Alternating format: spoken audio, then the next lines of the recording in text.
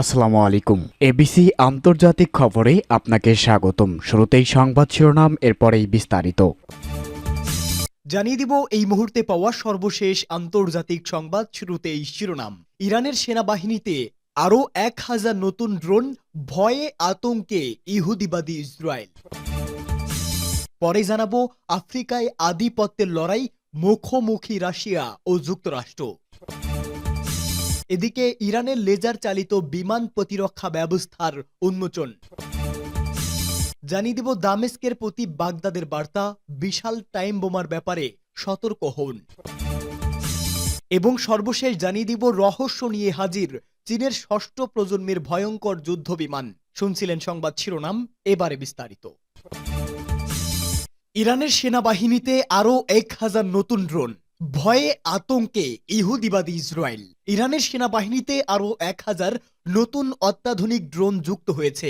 দেশটির প্রতিরক্ষা মন্ত্রণালয়ের সহযোগিতায় ড্রোনগুলো হস্তান্তর করা হয়। ইরানি সংবাদ সংস্থা তাসনিমের বরাত এক প্রতিবেদনে তথ্য জানিয়েছে ব্রিটিশ বার্তা সংস্থা রয়টার্স। প্রতিবেদনে বলা হয়েছে, নিখুঁত হামলা চালানো, গোয়েন্দা তথ্য সংগ্রহ এবং নেটওয়ার্ক ওয়ারেন্টেশন ক্ষমতা রয়েছে এই ড্রোনগুলোর। গত 9 জানুয়ারি ইরানের সেনাবাহিনী স্থল বিভাগের commander brigadier general humours Haidari এক অনুষ্ঠানে বলেন, তার বাহিনী হাজার হাজার ড্রোন সহ অন্যান্য অত্যাধুনিক সামরিক সরঞ্জাম গ্রহণ ও সেগুলো ব্যবহার করার সক্ষমতা অর্জন করেছে। ইরানের নতুন এই কৌশলগত ড্রোনের 4টি জরুরি দূরপাল্লা, নিখুঁত হামলা চালানোর ক্ষমতা, গোয়েন্দা তথ্য সংগ্রহ এবং নেটওয়ার্ক ওয়ারেন্টেশন ক্ষমতা রয়েছে বলেও জানান জেনারেল হাইদারি। ইরান সাম্প্রতিক বছরগুলোতে নিজের ড্রোন সক্ষমতা উল্লেখযোগ্য মাত্রায় শক্তিশালী করেছে। দেশটি পাইলটবিহীন বিমান বা ড্রোন তৈরির প্রযুক্তিতে পশ্চিম এশিয়া অঞ্চলের পাশাপাশি আরও বহু অঞ্চলে শীর্ষ স্থানীয় দেশে পরিণত হয়েছে। আফ্রিকার আধিপত্যের লড়াই, মুখোমুখি রাশিয়া ও যুক্তরাষ্ট্র। আফ্রিকায় ধীরে ধীরে প্রভাব বাড়াচ্ছে রাশিয়া। এই কাজে ভাড়াটে সেনা ওয়াগনার গ্রুপকে কাজে লাগাচ্ছেন রুশ প্রেসিডেন্ট ভ্লাদিমির পুতিন। মধ্য আফ্রিকায় বড় আকারের সেনা ছাউনি গড়ে তোলার পরিকল্পনাও করছে মস্কো। বিপরীতে আফ্রিকায় দিনে দিনে যুক্তরাষ্ট্রের প্রভাব কমছে। গোয়েন্দা সংস্থার দাবি, 2017 সাল থেকে আফ্রিকায় আক্রমণাত্মক বিদেশ নীতি অনুসরণ করছে রাশিয়া। বিশ্বের দ্বিতীয় বৃহত্তম মহাদেশটির অন্তত 6টি দেশকে সামরিক সহায়তা দিচ্ছে মস্কো। সেখানকার রাজনৈতিক নেতাদের নিরাপত্তার দায়িত্ব রয়েছে রুশ ভাড়াটে সেনা ওয়াগনারের। বর্তমানে মধ্য আফ্রিকার একাধিক দেশ ক্রমাগত বিদ্রোহী এবং চরমপন্থীদের বিরুদ্ধে লড়াই চালিয়ে যাচ্ছে। এই কাজে সেখানকার সরকারকে সাহায্য করছে ওয়াগনার গ্রুপ। এভাবেই ধীরে ধীরে মধ্য আফ্রিকার দেশগুলোর সরকার থেকে শুরু করে আমজনতার নয়নের মণি হয়ে ওঠার চেষ্টা করছে রাশিয়া।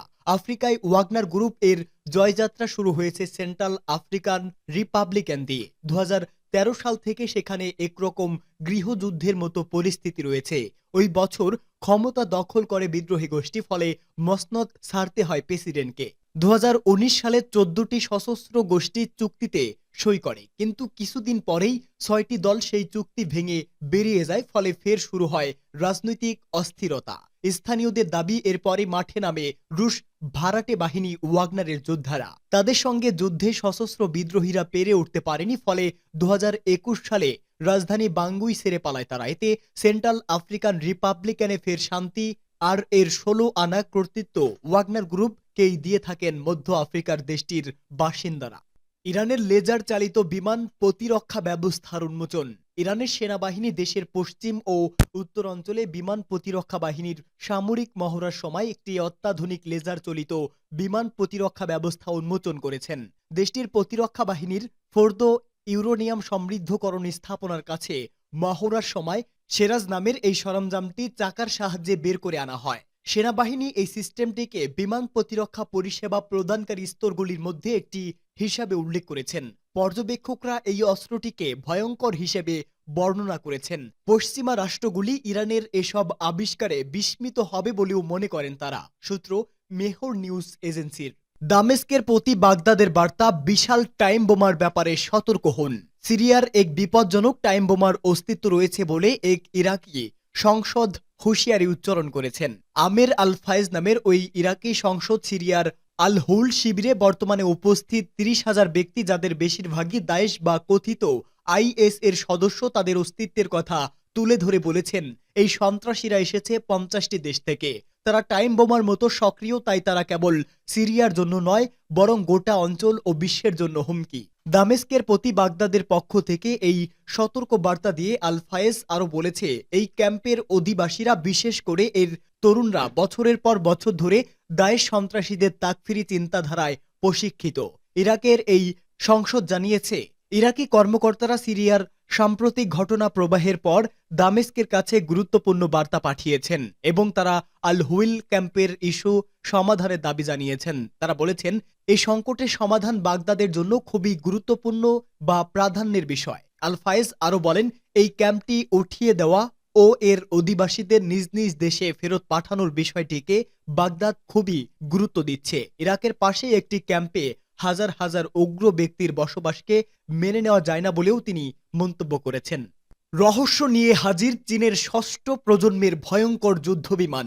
বিশ্বের প্রায় সব স্টেলথ ফাইটার জেট একক ইঞ্জিনের, আবার কিছু ফাইটার জেট অবশ্য ২ ইঞ্জিনেরও রয়েছে, কিন্তু চীন তার নতুন ষষ্ঠ প্রজন্মের স্টেলথ ফাইটার জেটে ৩টি ইঞ্জিন ব্যবহার করেছে। এ নিয়ে রহস্য দানা বাঁধছে। বিশ্বের আর কোনো দেশই ফাইটার জেটের এমন নকশা করেনি। তাহলে চীনের নতুন ফাইটার জেটের এমন নকশার পেছনে আসল রহস্য কি? গেল ২৭ ডিসেম্বর চ্যাংডু এয়ারক্রাফট কর্পোরেশনের ফ্যাক্টরি এয়ারফিল্ডের উপর ৩ ইঞ্জিনের J-36 আকাশে উড়ায় চীন। এই চ্যাংডু এয়ারক্রাফট কর্পোরেশনই চীনের পঞ্চম প্রজন্মের J-20 যুদ্ধ বিমান তৈরি করেছে। ভিডিও ফুটেজে দেখা যায় ত্রিভুজাকার J-36 এর ডানা থাকলেও উলম্ব লেজ নেই। রাডারকে ফাঁকি দিতে সক্ষম যুদ্ধ বিমানটির ইঞ্জিনের জন্য রয়েছে ৩টি নজেল। সর্বশেষ প্রযুক্তির স্টেলথ কমব্যাট ড্রোনের ক্ষেত্রেও এমন নকশা দেখা যায়। ২০২০ সালে যুক্তরাষ্ট্র গোপনে তাদের ষষ্ঠ প্রজন্মের যে স্টেলথ ফাইটার ওড়ায়, সেটিরও কোনো লেজ নেই। কিন্তু যুক্তরাষ্ট্র তাদের ফাইটার জেটে ৩টি ইঞ্জিন ব্যবহার করেননি, কেননা জেনারেল ইলেকট্রনিক এবং প্যাট অ্যান্ড উইটনির মতো মার্কিন প্রতিষ্ঠান খুব শক্তিশালী ইঞ্জিন তৈরি করে থাকে। প্যাট অ্যান্ড উইটনির F-135 ইঞ্জিন F-35 যুদ্ধ বিমানকে অনায়াসে আকাশে ভাসিয়ে রাখে। আবার এই ইঞ্জিন আফটার বার্নার মোডে ২০ টন পর্যন্ত থার্স্ট উৎপাদন করে, অথচ চীনের তৈরি কোনো ইঞ্জিন এতটা ফাস্ট উৎপাদন করতে সক্ষম নয়। চীন কয়েক বছর আগে ফরাসি মার্কিন CFM-56 ইঞ্জিনের একটি চীনা ধরন WS-10 তৈরি করে। এই ইঞ্জিন সর্বোচ্চ ১৫ টন পর্যন্ত থ্রাস্ট উৎপাদন করতে পারে। অবশ্য চীন এখন WS-10 এর চেয়ে উন্নতর WS-20 ইঞ্জিন তৈরি করতে চাইছে।